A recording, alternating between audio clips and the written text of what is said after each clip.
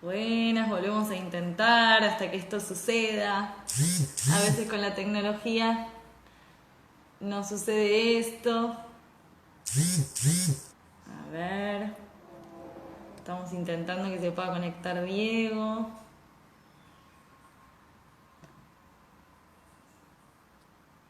Ya lo vamos a lograr. Eso es lo importante. Ahí está, ahí te vi, Diego. Ahí te envío la invitación. Ahí te la envío yo. Si se puede, ahí te envié la Ahora sí. invitación. Ahí Ok, está. por fin, perdón, yo te estaba viendo, pero no sabía cómo activar esto. Soy un poco lerdo con temas tecnológicos. No hay Ahí problema. me ves bien y me escuchás bien, porque yo te estoy escuchando con esto. A ver. ¿Sí? Sí, yo te escucho perfecto. Sí, yo también. Es que hoy a la mañana no me funcionaba muy bien esto, entonces tenía miedo de que no funcionara la conexión. ¿Y Qué ahí me ves bueno. bien también? Mira, ahí me trato de componer un poquito mejor el plano. Bueno, ¿cómo estás? Tengo unas ojeras que parece que me hubiese tirado de un tren en movimiento, pero bueno, Son es el tantos días de cuarentena que ya estamos así. Sí, sí, tal cual, terrible esto. Bueno, ¿qué tal? ¿Cómo está el clima en Buenos Aires? Y Acá, acá está bastante nublado. Dicen que va a ac- llover, así que está medio medio. Por ahí, ¿cómo anda el clima? también nublado, es una primavera muy lluviosa, que bueno, como suele ser, y sí, está bastante nublado. Yo acá, como en el tango anclado en Madrid, que me agarró este tema del confinamiento justo estando acá, estaba terminando un corto, me vine en septiembre creo, Sí. y, y nada, y me agarró justo en los últimos días del corto haciendo la mezcla de sonido, así que ahora me tengo que quedar acá hasta que se reacomoden un poquito las cosas, pero bueno, pero bien, no, tampoco me quejo, digamos, así que bueno. Sí, todos ahí estamos. Bueno, acá se están conectando muchos amigos, familiares, está Andrea y Fabián, te están saludando. Bueno, que nos conocemos nosotros gracias a ellos. Bueno, qué genios, mis primos, Andrés y Fabián. Tengo muchos primos y siempre, bueno, no siempre, pero alguna vez he contado en un artículo, en una revista, una anécdota que tengo con Andrea, mi prima Andrea, de cuando yo era muy chico, porque ella había ido a ver unas películas de Hitchcock al cine, en una retrospectiva o no sé qué, y a mí me había quedado dando vueltas ese recuerdo de una conversación, una cena de Año Nuevo, viste, el 31 de diciembre, en casa de una Sí. tía, porque nos veíamos mucho, sobre todo en esas cenas, esos eventos familiares. Y mucho tiempo después me acuerdo que fui a ver, la primera vez que fui solo al cine fue justamente para ver La ventana indiscreta de Hitchcock, porque recordaba que, no sé, 5 años antes, yo tenía 15 en ese momento, la había escuchado a Andrea fascinada con esa película y fui a verla y me fascinó a mí también, así que mi descubrimiento de Hitchcock se lo debo a Andrea. Qué lindo. Bueno, le mandamos un beso a Andrés, alumna de Cachala Quimera y Fabi también, y los amamos, los adoramos. Son muy generosos y nos acercaron hacia vos, que estamos muy contentas de poder hacer este encuentro, que la verdad que nada, cuando empezamos a ver más profundamente tu trabajo, la verdad que dijimos, qué placer poder conversar con vos, ¿no? Tu trabajo de guionista, de director de cine, docente, bueno, tus trabajos que hiciste con tu largo, ¿no? Mentiras piadosas, después los cortos que recibieron un montón de premios, así que nos parecía una oportunidad fabulosa para poder conversar con vos y un poco, bueno, si querés contarnos cómo empezó, ¿no? Tu transitar por esta profesión. Sí, es gracioso porque ahora que te escucho, y es absolutamente cierto lo que decís, es gracioso que yo hice primero un largo, había hecho unos cortos antes en la Facu y había hecho una de las historias breves, pero después del largo, volví a hacer cortos, ¿no? Que parece que fuera como el camino inverso. Pero bueno, la verdad es que todos los que hacemos algo vinculado a estos medios creativos sabemos que las carreras no suelen ser en línea recta, aunque nos encantaría, porque, porque depende de un montón de factores, a veces económicos, a veces más estructurales todavía, entonces uno va haciendo un poco los proyectos que va pudiendo encaminar, digamos, ¿no? Entonces, ahora yo llevo unos años haciendo de nuevo cortos, tengo varios largos escritos después del primero, que era Mentiras Piadosas, que fue un largo que hice bueno, con Marilu Marini, con Claudio Tolcachir, con Walter Quirós, bueno, un montón de gente sobre cuentos de Cortázar. Y después de eso, eso lo hicimos hace ya 10 años, imagínate. Y después escribí 3 largos más, pero por diferentes cuestiones todavía no logré poner ninguno en marcha, digamos, o bueno, no, ninguno filmarlo. Así que dije, bueno, vamos a hacer cortos mientras tanto, porque también el corto para mí es un lenguaje en sí mismo, ¿sabes? O sea, creo que a veces uno en el corto puede experimentar ciertas cosas que, si bien también se pueden hacer en el largo, digamos que en el largo son más caras, ¿no? En un corto uno puede probar ciertas... Yo estoy ahora probando como un poco con estructuras narrativas, contando las historias de manera no lineal, que es algo que me divierte mucho. Y entonces, claro, para probar eso, el formato corto me parece un poco más adecuado. Y nada, y probando también un poco qué pasa cuando el espectador recibe la historia que uno cuenta, no de la manera habitual, cronológica, no que primero pasa esto, después lo otro, sino que uno empieza, bueno, por ejemplo, mi corto anterior, que se llama Los invitados siempre vuelven, Sí. está narrado hacia atrás, o sea, empieza a las 12 de la noche y después se ve lo que pasó a las 11, a las 10, a las 9, a las 8, a las 7, a las 6. Y ahora ese otro que se está por estrenar pronto, que es el que estaba terminando cuando empezó esto de la cuarentena, que se llama El chico del tren, y que está basado también, es una deformación de una anécdota que me contó una vez un amigo, y a partir de eso me inspiró a mí esta historia que no tiene nada que ver con la anécdota, y va y viene en el tiempo. Es una mujer que va hacia un lugar una mañana, ¿no? Sale de su casa y va hacia un departamento de otra persona, y por el camino va recordando el vínculo que tuvo con un chico que conoció en un tren. No puedo Bueno, contar más porque eso hay que verlo. Está sí, todavía sí. apenas salido del horno. Está. Che, se me ve bien porque acá se está haciendo, se está por largar un chaparrón y yo noto que voy perdiendo luz. Espera, me voy a poner más cerca de la ventana. Dale, De, acomódate de tranquilo. formación, de formación profesional. El plano se ve muy bien, Diego. Bueno, menos mal, entonces me quedo tranquilo. Y nada, y eso, y mi carrera empezó, volviendo a tu pregunta, en Sí. realidad estudié diseño de imagen y sonido en la UBA, también en paralelo estudié teatro y estudié primero hice un par de años en el taller de Agustín Aleso, después estudié otro par de años puesta en escena con Rubén Schumacher y en la UBA, cuando terminé la carrera, que hice uno de los cortos de historias breves, me invitó Chiqui González a formar parte de su cátedra. Chiqui González es una directora de teatro y fue hasta noviembre pasado y durante 12 años la ministra de Cultura de Santa Fe. Entonces mi Vale. formación tiene mucho que ver no solamente con lo que estudié con ellos, todos estos profesores, ¿no? y otros, sino también con haber trabajado después como docente. Ahí empezó mi trabajo con la docencia o en la docencia y lo voy compaginando porque me parece que es genial poder de algún modo procesar todo lo que uno va leyendo, estudiando, películas que uno va viendo, obras de teatro que uno va viendo, con la experiencia de los proyectos propios y hacer de eso una especie de feedback con los grupos que uno coordina. Vos trabajás en esto y sabés a qué me refiero. Todos los que trabajamos en docencia no nos limitamos a pararnos delante de un grupo de gente y hablar, sino que recibimos mucho de ellos. Y aparte, el hablar, uno va conectando ejemplos y temas y cosas y ya eso te multiplica tu propio aprendizaje. O sea, yo creo que la mejor manera de aprender es la experiencia de enseñar. Sí, sí, en ese ida y vuelta aparecen un montón de cosas, ¿no? Y uno se puede hacer un montón de preguntas en ese mientras tanto que aparecen que son fabulosas. Total, no, por eso te digo, es una manera de aprender genial. Sí, Y aparte te pone en cuestionamiento constante también, porque te hace rever un montón de cosas en las que por ahí creías hace 5 años y que hoy las ves desde otro punto de vista.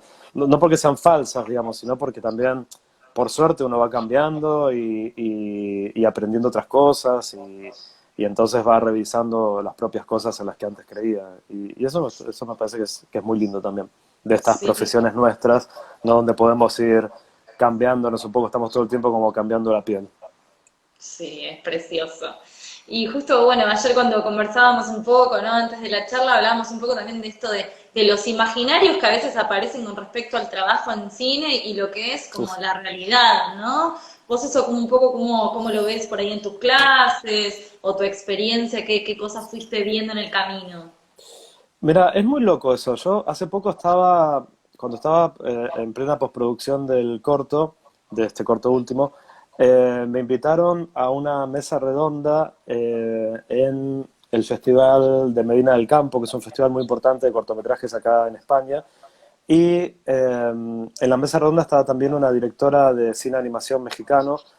Y en un momento estábamos hablando sobre esto, ¿no? O sea, yo desde mi experiencia, digamos, desde el punto de vista de Argentina y ella desde el punto de vista de México, respecto a cómo, cuán distinto es el modo en que se considera la actividad cinematográfica y en general, diría yo, la actividad cultural en nuestros países de Latinoamérica, por lo menos algunos, los que yo conozco, y yo hablaba obviamente por Argentina y ella por México, respecto a cómo se lo considera en España. Acá en España pasa algo muy curioso y es que si bien el país tiene muchos recursos de alguna manera, o sea, estoy abstrayéndome de este momento presente en donde estamos todos en una especie de limbo misterioso, estamos detenidos en un capítulo de Black Mirror, nos quedamos así No, como no, tremendo. tildados en loop en un capítulo de Black No Mirror. lo deben estar haciendo. Pero bueno, cuando salgamos de esta isla de Lost en donde estamos, digamos que podremos retomar estas ideas. Lo que yo decía en ese momento, antes de meternos en esto, era que en España me da la sensación de que hay una, por un lado, hay cierta admiración hacia el cine, ¿no?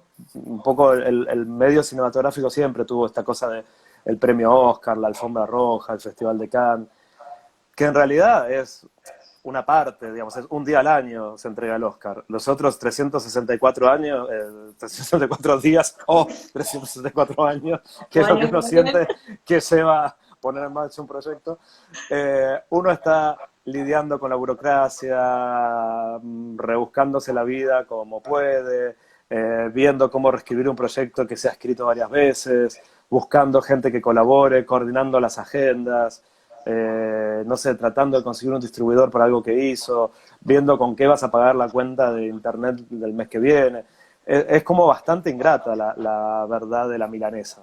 Ese es el tema. Quiero decir, la realidad de cualquier trabajo vinculado a la cultura no es la de los 5 gatos locos que más o menos aparecen en algunos medios o que son reconocidos por el público o que tienen nombres famosos.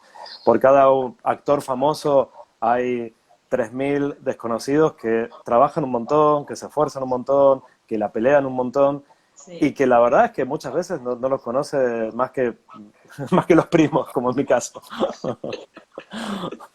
Pero no, eso es un poco lo que me pasa. Y a veces es un poco paradójico. Yo estoy acá, yo soy miembro de la Academia de Cine acá en España. Mira, ahora salió la luz, nombré a la Academia y se hizo la luz. Espera que Tengo la retrocedo, retrocedo para balancear el blanco. Este, y vos sabés que acá se discute mucho dentro de la asociación y una asociación de directores donde estoy. Qué paradójico que es que, por ejemplo, cuando se hace la entrega de los premios Goya, que sería un poco el equivalente al Cóndor de Plata de Argentina, lo que pasa es que el Cóndor de Plata lo otorga la Asociación de Cronistas y la Ah, Academia en Argentina otorga el Premio Sur, pero digamos que por trayectoria, por antigüedad, uno podría hacer esa equivalencia. Y sí. claro, y uno intenta, viste, ponerse la mejor ropa, se hace un poco de vidriera, viste, se hace un poco de red carpet y todo Sí, eso. sí, es una Y gran puesta en uno, escena. exactamente, y uno dice, pero está bueno, y dicen ahí, los que lo defienden esto, dicen, y sí, porque da un poco de glamour, levanta la imagen, ¿no? Reconcilia a la gente con el cine, porque si mostramos la verdad de todos los días es un bajón. Entonces, y otros dicen no, porque después la gente, y eso, y con esto retomo lo que decía al principio, eso es un poco lo que pasa acá en España, la gente tiene una mirada muy negativa de muchos de los trabajadores del cine. Creo que en Argentina no pasa tanto eso. En Argentina hay un tipo de cine más alternativo que aunque no tenga masividad, por supuesto, por su propia naturaleza, digamos, pero sí tiene un cierto prestigio. Y en general, en Argentina hay muchas iniciativas como la de ustedes, hay muchos centros culturales barriales, hay mucha gente que trabaja en una oficina hasta las 6 de la tarde y cuando sale va al coro, va a un taller de pintura o se mete en un curso a estudiar, no sé, literatura francesa del siglo XIX, o integra una compañía de teatro. Esa especie de inquietud cultural habla mucho, me parece a mí, por lo menos desde Buenos Aires, ¿no? Generalizar, decir Argentina por ahí sería un poco pretencioso por mi parte, pero por lo menos, por mi experiencia en Buenos Aires, hay mucha buena valoración, ¿no? de todo eso y acá acá es diferente. Entonces, eso es un tema que muchas veces ¿no? uno tiene que parar un poco el juego y decir, a ver, ¿qué lugar estoy? Porque a veces uno termina involuntariamente dando una imagen que no tiene nada que ver con la realidad de uno. Mira, hay una actriz y directora fantástica argentina, amiga mía, que se llama Mónica Lairana, que dirigió el año pasado una peli muy buena que se llama La Cama, y antes hizo un corto con el que estuvo compitiendo en el Festival de Cannes. Y ella me contó una vez, al final no lo hice, yo siempre me acuerdo de esto y siempre digo, Mónica, lo tenés que hacer. Ella fue al Festival de Cannes, entonces, claro, no sé, ella lo cuenta mejor que yo lo voy a falsear un poco. Pidió un vestido prestado, se hizo un súper corte de pelo, consiguió la plata para ir hasta allá, se puso el vestido, todas las cosas de glamour, Cannes, los fotógrafos, la alfombra roja. Y después volvió y en ese momento vivía, me acuerdo que me contó en una casa que era una escalera muy alta para entrar a la puerta, y entonces venía con una valija súper cargada y tenía que subir la valija por la escalera, y empujaba la valija, sudaba con toda bañada en sudor, la puerta se había trabado, los gatos le habían arañado el sofá, era todo un No, quilombo la casa, y ella decía, ayer estaba en Cannes, hoy estoy acá, y es que es así, esa es la vida, esa es lo que mejor sintetiza para mí la vida de todos los que hacemos estas locuras. sí, sí, sí, estar abierto, ¿no? A distintas experiencias, a estar en distintos lugares, distintas culturas, ¿no? Esto también. Esto Total. nos enriquece un montón. Sí, eso para ahí quizás también es la mejor parte. Lo que pasa es que a veces también el lado complicado es cuando uno trata de ganarse la vida, porque al final todos tenemos que vivir de algo y obviamente eso es difícil. Ayer hablábamos este tema de los castings también, ¿no? Que Sí. para los actores el casting, ayer comentábamos esta locura de que se puso ahora, yo digo locura, se puso de moda esto, lo que llaman, no sé cómo se llama en Argentina, pero yo escuché la expresión hace poco, aunque sabía de qué se trataba, pero no sabía, no había escuchado el término self-tape, que es como una grabación que hace un actor de sí mismo preparando un personaje para un casting que se manda grabado. Y, y la verdad que uno dice, bueno, buenísimo, porque de esa manera todo el mundo puede grabar en su casa algo, mandarlo, qué sé yo.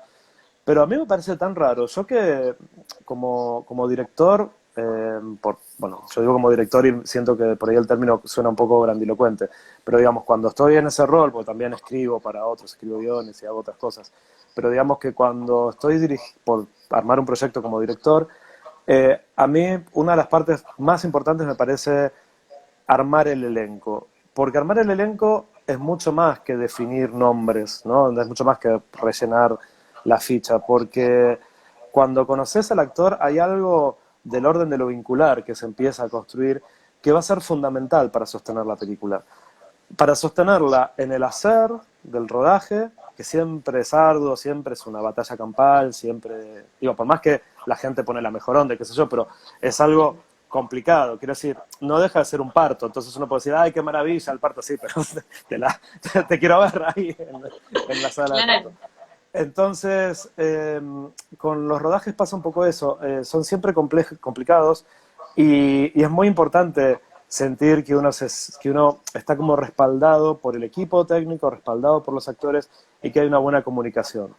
Entonces, cuando uno, por lo menos para mí, cuando uno conoce a un actor en un casting, hay algo del tenerlo enfrente, de conversar, de decirle, hola, ¿qué tal? ¿Cómo estás? ¿Quieres un café? Vos te conozco, vos trabajaste con fulano, sí, yo con fulano hice tal cosa, que esto pasa siempre en los castings, Sí. porque al final somos todos cuatro gatos que nos conocemos entre todos, trabajamos todos con todos, dormimos todos con todos. Entonces, te pones a charlar un rato, qué sé yo, y después generalmente hay como una consigna, algo que uno propone, o una improvisación, algunos dan un texto antes para que los actores lo preparen, yo no tanto.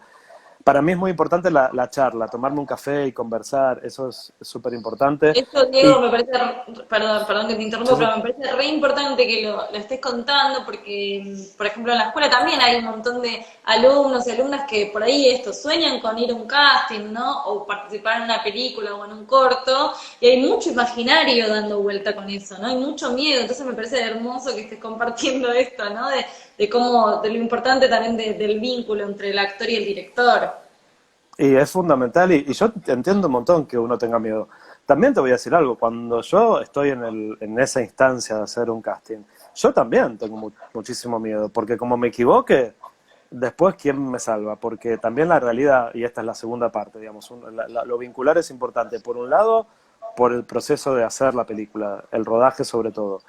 Pero después también porque lo que el público va a terminar viendo, sobre todo, son esos actores, ¿no? Por más de que uno defienda, bueno, la importancia del encuadre, la importancia de la luz, la importancia del sonido que te crea tú un mundo narrativo propio Sí, impresionante.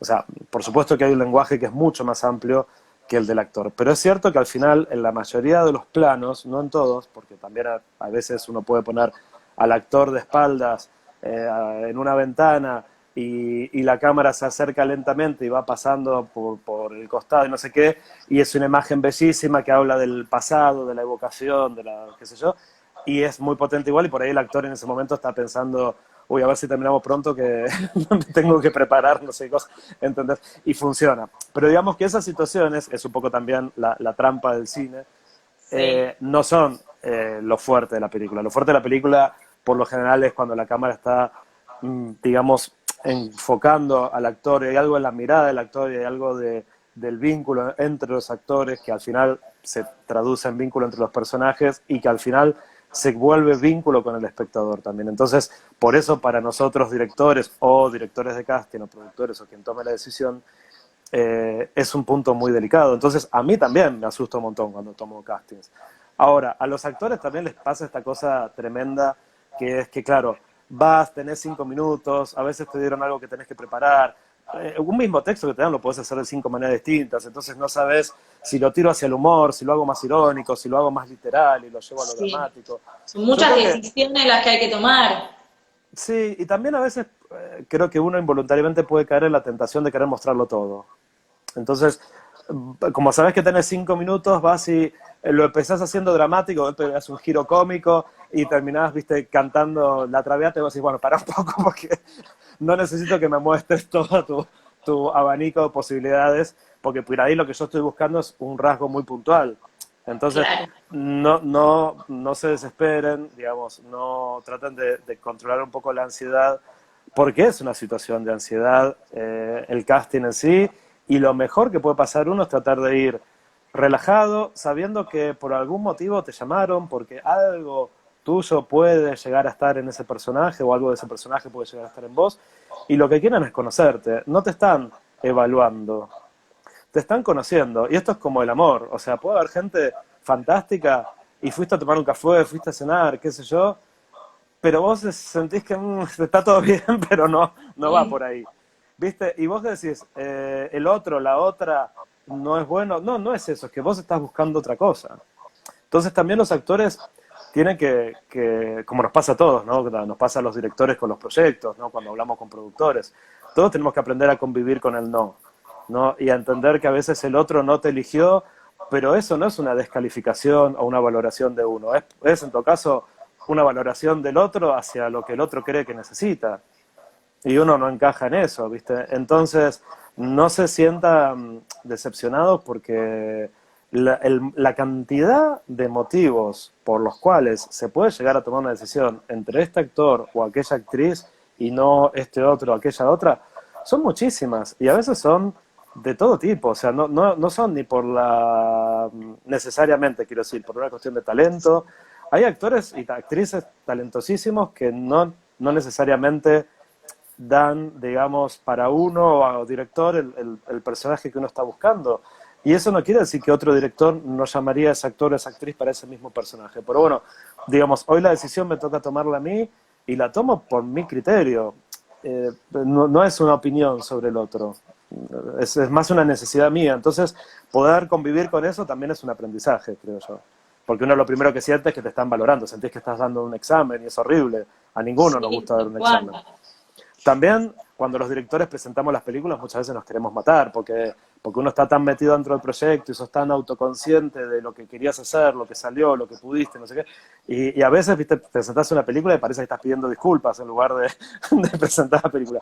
Pero, pero Pero eso es es bueno porque, esto, ¿no? Porque digo, esto que nos pasa a los actrices y a las actrices, también les pasa a los directores, también les pasa a los sonidistas, ¿no? Como que hay toda una cadena, ¿no? De ir pasando por estos sí y estos no, que abren y cierran puertas, pero para abrir otras, ¿no? Digo, total, y también te digo que en realidad a ver, es parte del asunto y yo creo que está bueno, porque también, si no te importa qué va a pensar el público de la película que estás filmando, si no te importa qué va a pensar el director de tu trabajo, si no te importa cómo te llevas con tus colegas, si no te importa si vas a hacer este guión o este otro, bueno, al final tampoco estás tomándote en serio tu trabajo, entonces es inherente al compromiso de uno con su trabajo sentir que uno se expone y sentir que hay que transitar esos nervios.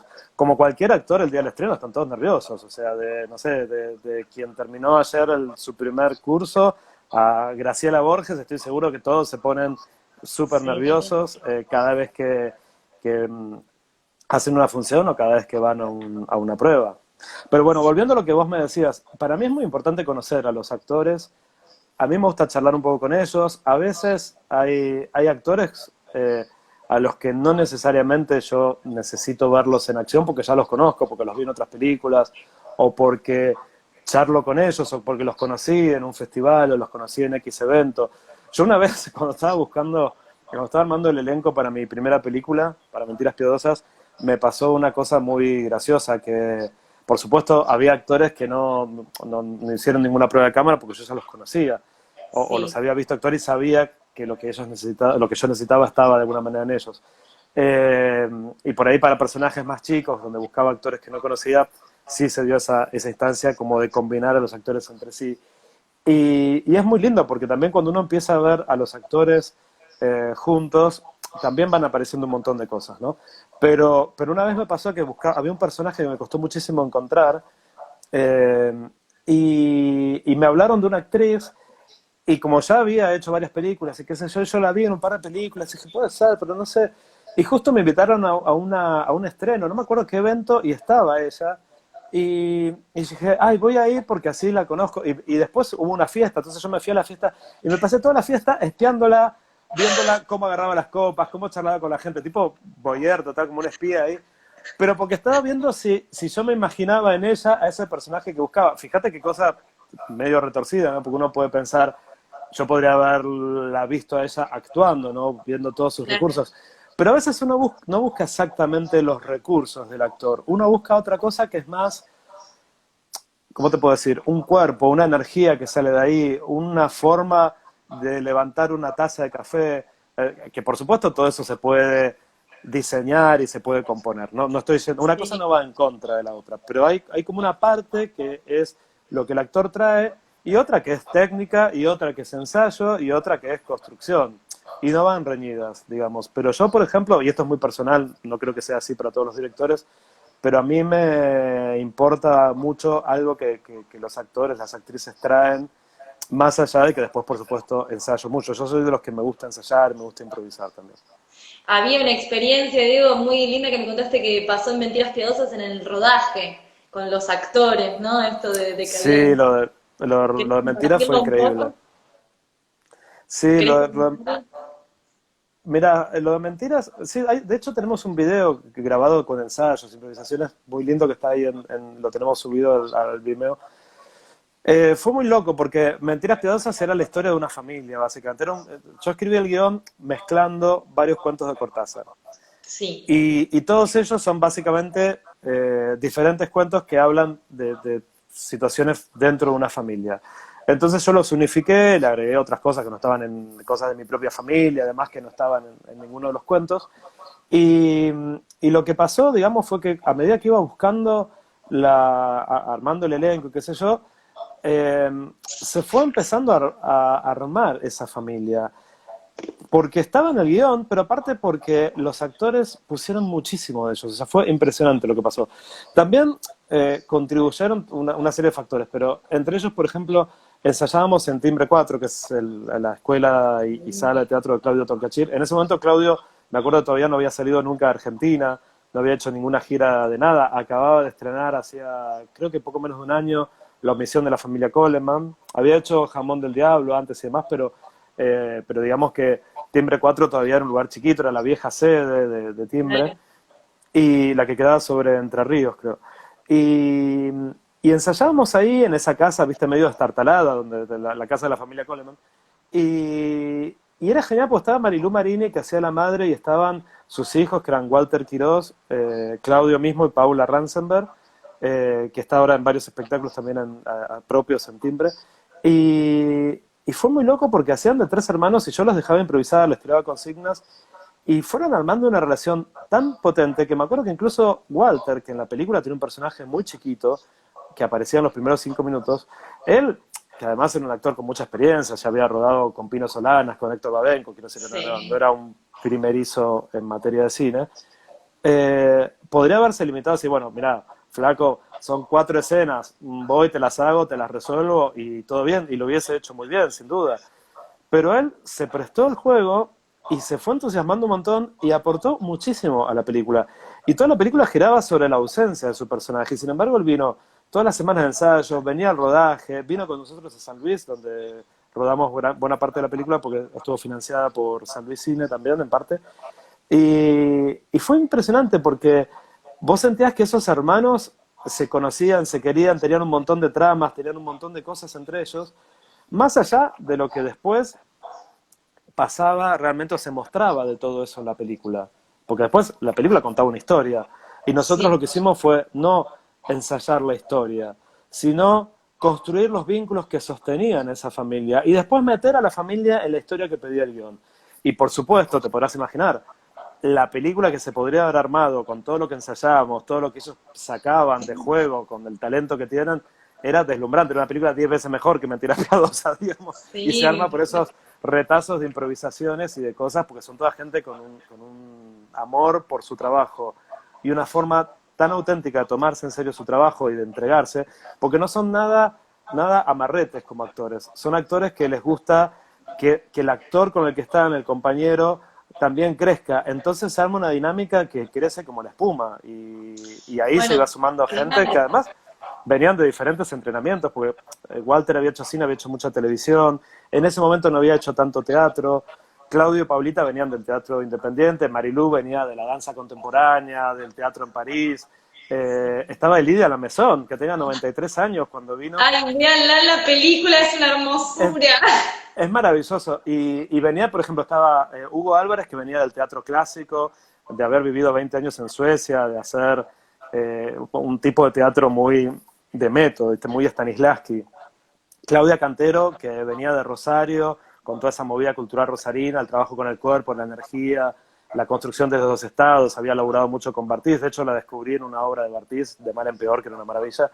Y entonces, de pronto yo en la película tenía una familia que uno venía del teatro clásico a hacer Shakespeare, la otra venía de Bartiz, el otro venía de Andamio 90, la otra venía de París, y era un quilombo, con perdón de la expresión, pero era maravilloso. Y entre ellos se querían tanto y se complotaban tanto que era genial lo que pasó. Entonces, Mentiras Piadosas básicamente, más allá de mi guión, más allá del trabajo fantástico, por supuesto, de todo el equipo técnico, de las ideas, de todo el mundo, ¿no?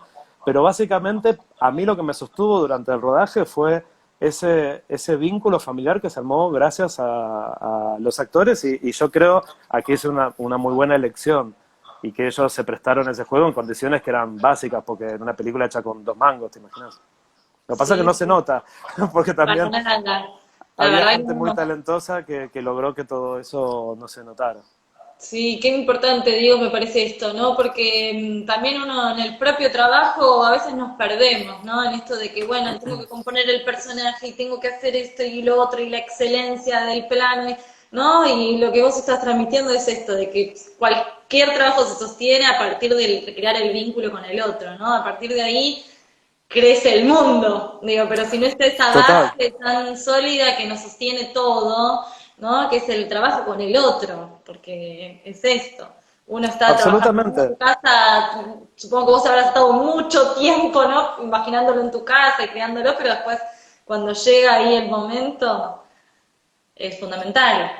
Sí, totalmente. Después uno trabaja un montón, o sea, yo trabajo un montón los guiones y de hecho doy talleres de guión y todo lo demás. O sea, quiero decir, no es que, ojo con esto, yo tampoco estoy diciendo que uno tenga que apoyarse exclusivamente en los actores o en el No, vínculo de los actores. O sea, hay un texto y hay una estructura dramática y hay una fotografía que revela cosas, hay una dirección de arte que instala ese mundo, hay un sonido que cuenta un montón. Te quiero decir, después la película crece porque es una obra colectiva de alguna manera, ¿no?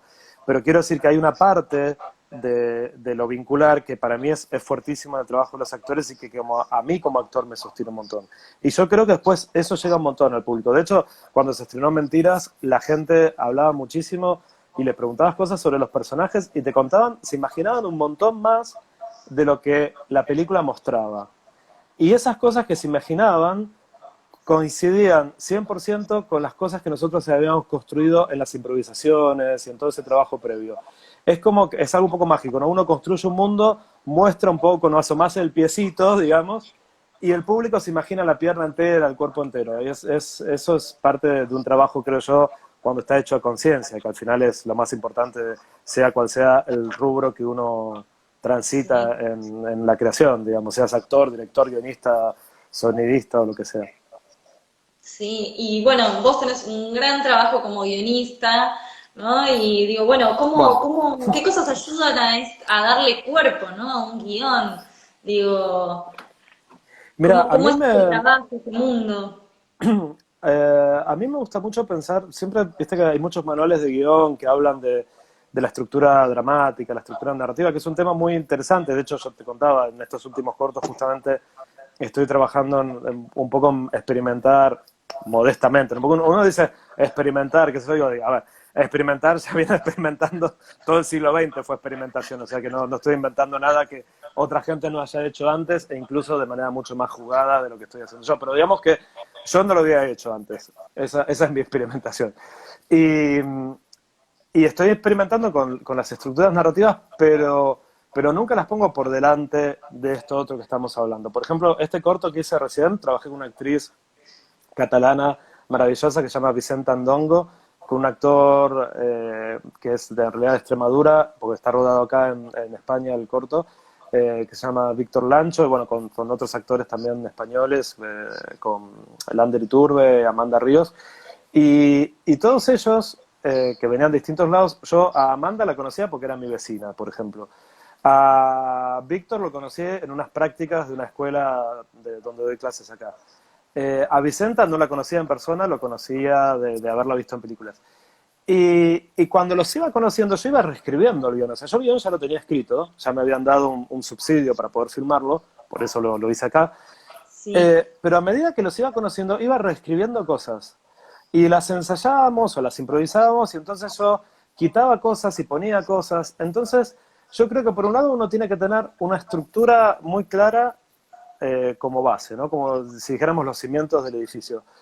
Pero después hay que estar muy abiertos a lo que va surgiendo en la improvisación y a lo que te aporta la gente del equipo, porque a veces encontrás ideas en muchos lados. Perdón, digo, acá Víctor te saluda, dice, por aquí estoy Ah, observando.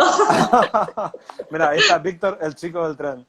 Muy bien. Ay, yo no estoy mirando nada, perdón, porque estoy Yo atento aquí a estoy lo que voy filmando. diciendo. Un campeón, Víctor va a ser una revelación porque la gente no lo conoce mucho. Vicenta ha hecho muchas películas antes y es más conocida. Pero, no, lo que te decía, eh, por ejemplo, yo fui a ver una casa, ¿no? Porque tenía una escena de una cocina. Yo recordaba que en una casa había estado en una cocina y pensaba que podía servirme para esto. Y cuando fui, la chica que vivía en la casa me mostró el resto de las habitaciones y descubrí un dormitorio fantástico. Y vi ese dormitorio, vi esas ventanas y dije, esto lo tengo que meter en la película. Pero no porque fuera lindo, porque dormitorios lindos hay muchos, sino porque había algo de esas ventanas como con cuadraditos de vidrio chiquitos, el color blanco, lo diáfano que tenía, que me daba una idea como de, bueno, no puedo contar mucho de qué porque es el final de la historia, pero Sí, quiero decir, me inspiró ideas y me hizo pensar de otra manera el final, el desenlace de la historia. Y escribí una escena a partir de esa habitación de algo que pasaba en la historia porque me lo inspiró la habitación, ¿entendés? Y a su vez, la historia empieza por una historia que me contó un amigo mío, pero también porque cuando voy a la escuela donde trabajo acá, yo trabajo parte del año acá y parte del año en Argentina. sí. Cuando estoy acá, doy clases en dos escuelas y a una de ellas voy en un subte que tiene un trecho al aire libre y atraviesa un parque, un bosque que se llama la Casa de Campo. Y yo cada vez que pasaba por ahí decía, ay, tengo que filmar algo acá, tengo que filmar algo acá. Después me quería matar porque cuando averiguamos los permisos y todo eso eran carísimos, era una locura. Pero bueno, lo importante no es eso, lo importante es que uno tiene que estar abierto a que los lugares te hablan, los espacios te cuentan historias. la gente te cuenta historias, literalmente te cuenta, ay, no sabes lo que me pasó, no sabes lo que la historia de mi abuela, o sea, literalmente, y a veces te las cuentan sin contártelo. A veces viste que estás esperando, no sé, un colectivo y ves a alguien sentado en una plaza que está mirando a su hijo que juega, no sé qué, y te das cuenta la ilusión con lo que le miran, no sé qué, y te armaste una película. Pero uno tiene que estar con el ojo puesto más en el entorno y en abrirse a todo eso que el entorno te propone, más que estar mirando el celular como estamos todos ahora, como un poco hipnotizados, y nos estamos perdiendo un montón de cosas. Digo, no quiero hablar en contra de los celulares que nos permiten, por ejemplo, esta conversación, pero, digamos, ¿entendés a qué me refiero? Sí, Yo creo que claro. en las profesiones nuestras tenemos que estar muy abiertos a sensibilizarnos en muchos niveles y que eso aterrice en el guión. Entonces, para mí escribir un guión, más allá de los consejos que dan los manuales de guión sobre estructura y arco de personaje y todo eso que está muy bien, hay que aprender a encontrar imágenes, hay que aprender a encontrar historias en los cuerpos, en los espacios vacíos o llenos, en los pequeños objetos que están dando vueltas por ahí, que quedaron tirados en el lugar. Y todo eso te puede inspirar un montón de relatos. Eso es lo que yo creo. Qué hermoso. Ayer me compartías algo de esto de los relatos que habías realizado allá en Madrid, ¿puede ser? De los Ah, sí, microrelatos. eso fue otra cosa que nada que ver. Bueno, yo sé, mira, lo que hablábamos antes, ¿no? De que uno se Pero en armaba. esto de contar historias, ¿no? De contar historias en diferentes, ¿no? Sí, Formatos también.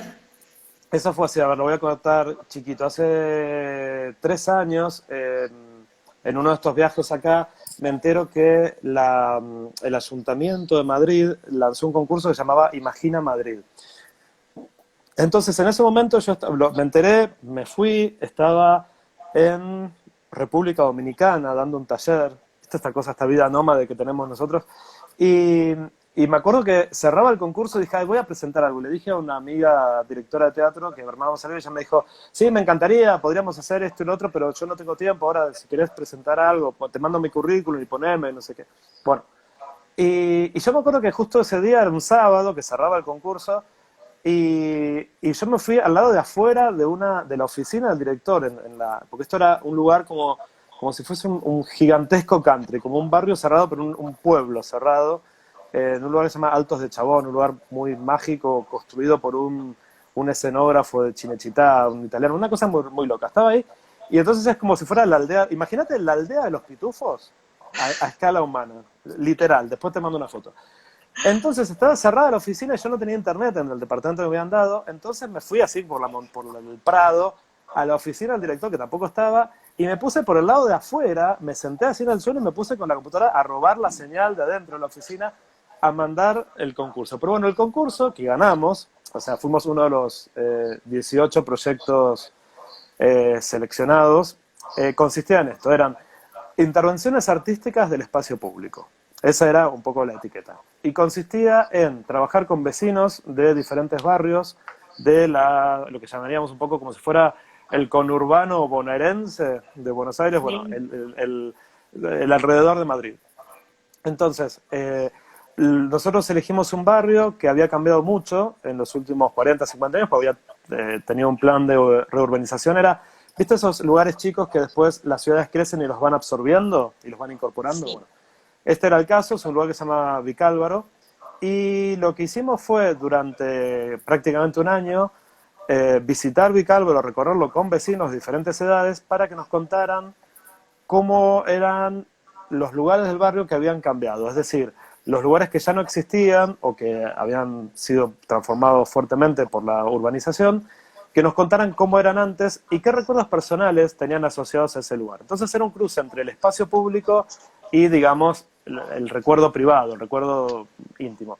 Entonces los grabamos en audio, no en imagen, y después con un sonidista y músico, Gastón, que es otro de los colaboradores del proyecto, que también tenía otro colaborador más, que era David, un arquitecto, y Hanna era la directora de teatro. Entre todos fuimos armando diferentes etapas de este proyecto, y una de ellas consistía en editar todos esos recuerdos, y hicimos una instalación con teléfonos en 7 puntos del barrio, teléfonos, digamos, medio antiguos, de los años 70 en realidad, verticales, que estaban adentro de unas cajas. Entonces la gente descolgaba y escuchaba pequeños fragmentos de los recuerdos de los vecinos que contaban cómo era el lugar donde estaba el teléfono, décadas atrás, en diferentes épocas.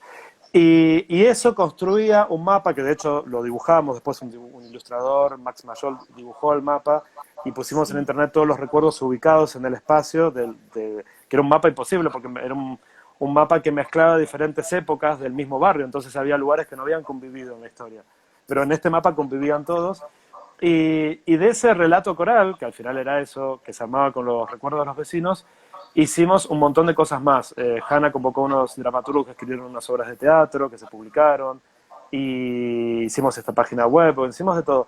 Y era muy lindo porque te das cuenta cómo los lugares están llenos de historias de la gente que los conoció, porque al final era un mapa del barrio que ya no existía de manera física, pero que seguía existiendo en la memoria de los que lo habían habitado, ¿no? Y ese era un poco el eje del proyecto. Hermoso. Que a mí me Hermoso. encantaría, yo te comentaba ayer, a mí me encantaría algún día poder hacerlo en barrios de Buenos Aires, porque me parece que sería un proyecto precioso. O sea, lo Sí. que pasa es que hace falta mucha gente que se involucre, no solo contando sus recuerdos, sino grabándolos, editándolos, procesando toda esa información, porque hay una especie de trabajo de síntesis que hay que hacer que es Sí. bastante meticuloso, ¿no? Habría que armar como grupos de gente que lo hiciera por barrios y tal. Pero bueno, ¿quién te Tal dice vez algún podemos día, empezar así, por Villa del Parque con nuestros alumnos de Cachá. por Puede ser ejemplo, ahí como un primer comienzo. totalmente, por ejemplo?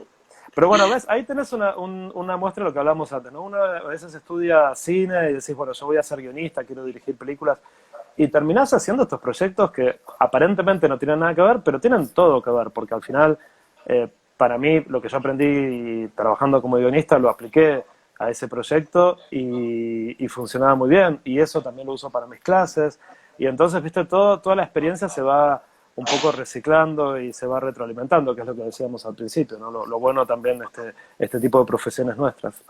Sí, claro que sí. Bueno, Diego, nos queda poco tiempo, pero quería un poco cerrar con esto de lo que hablábamos un poco ayer, de qué cosas no son fundamentales no olvidarse en esta profesión, ¿no? Que en el transcurso del camino uno diga, bueno, no nos olvidemos que nuestro trabajo tiene que ver con esto, ¿no? Que el arte construye tal o cual cosa, ¿no? ¿Cuál es tu mirada en eso de decir, bueno, a todos ellos que están ahí como interesados en poder seguir este camino, ¿no? ¿Qué cosas, cuál es tu mirada con respecto a esto? Y qué sé yo, es difícil definirse. ¿Quiénes eran? No sé, algún sabio chino que decía, uno no ve la montaña cuando está en la montaña, ¿no? Una cosa así. Es difícil a veces tener perspectivas claras. Lo que no es nada difícil es desmotivarse, porque a veces este medio también, como forma de ganarse la vida, es difícil, esto lo sabemos todos. Mira, mira qué efecto dramático que te hago con la luz. A ver, Voy como oscureciendo la imagen para hablar del lado oscuro de un nuestra lujo ver profesión. esta charla. Mira, ves, ahí te digo, porque esta profesión tiene también lados complicados. Tal Pero tiene cual. lados luminosos también y tiene momentos muy divertidos. Eh, entonces, no, fuera de broma. La verdad es que a veces uno se desmotiva porque también todos queremos tener un poco de tranquilidad y todos queremos que nuestro trabajo se conozca, y a veces tenemos la sensación de que nadie sabe que existimos, porque también la realidad es eso, en una sociedad, en este tiempo en donde parece que exhibirse sea casi la norma, ¿no? Pensemos en las redes sociales y todo lo demás. Nosotros que teníamos profesiones que hasta hace unos pocos años eran las únicas, o digamos las que más visibilidad tenían, de pronto ahora nos sentimos en una especie de anonimato total, ¿no? Porque todo el mundo produce cosas, todo el mundo se exhibe, se expone, a veces diría yo innecesariamente, porque nosotros creo que exponíamos el resultado de un proceso creativo, no necesariamente nuestra cotidianidad, ¿no? Y ahora de lo que se trata es de exponer la cotidianidad. Entonces, no sé, yo creo que está bueno formarse mucho, yo creo que está bueno vincularse, de nuevo la palabra del día de hoy, vincularse con gente creativa, está bueno desarrollar proyectos juntos, está bueno también tener algo con que ganarte la vida, porque también la realidad es que al final todos tenemos que comer, ¿no? Y si podés unir esas dos cosas, es algo genial. Hay que tener mucha paciencia, no hay que tomarse las cosas demasiado en serio, porque si no te frustras mucho, tener perseverancia, qué sé yo, no sé, y tratar de conectar con el disfrute, que a veces es muy difícil. Yo lo digo así y a mí me cuesta un montón. Yo soy de estos que me pongo, que te lo diga mi prima Andrea, sino me pongo muy, muy estricto con las cosas y qué sé yo, o que te lo diga Víctor si sigue ahí. Si no se fue a hacer gimnasia, Víctor. Mira, ¿ves? Ahí tenés un ejemplo. Yo tenía el personaje escrito para un personaje llamado Tobías, y cuando lo conocí a Víctor y le di el personaje, le dije, che, Víctor, pues Víctor va mucho al gimnasio, tiene un cuerpo así como grande, y le dije, dejá de ir al gimnasio unos meses, que yo me iba a Argentina, cuando vuelva que rodemos esto, prefiero que tengas menos volumen, qué sé yo. Volví a estar igual. Entonces, ¿qué hice? Reescribí el guión y transformé al personaje en un deportista profesional. ¿Ves? Mirá las cosas que hacemos a veces los directores. Pero bueno, a lo que iba. Está bueno encontrar gente en la que uno cree, gente que cree en uno, y al final eso es lo más importante, porque en estas profesiones nunca trabajamos solos. Entonces, poder dar con gente con la que te sentís a gusto y con la que podés crecer es súper importante. Qué bueno, Diego. Bueno, la verdad es que te queremos agradecer profundamente este encuentro, tu generosidad, escucharte con la pasión con la cual hablas de tu profesión es alucinante. Te quiero agradecer personalmente toda la disponibilidad que tuviste desde No, que por favor. empezamos a hablar. Un placer enorme. Y bueno, ojalá que se pueda generar este encuentro ahora cuando venís a Buenos Aires y te esperamos en las clases con un vino. Sí, bueno, si hay vino voy, entonces. Perfecto. No, Eso escúchame. siempre. Era lo que iba a decir, que yo no conozco en persona Cachala Quimera y me interesa mucho ir, así que espero poder ir pronto, a ver cuándo, porque como está todo el panorama ahora, Sí.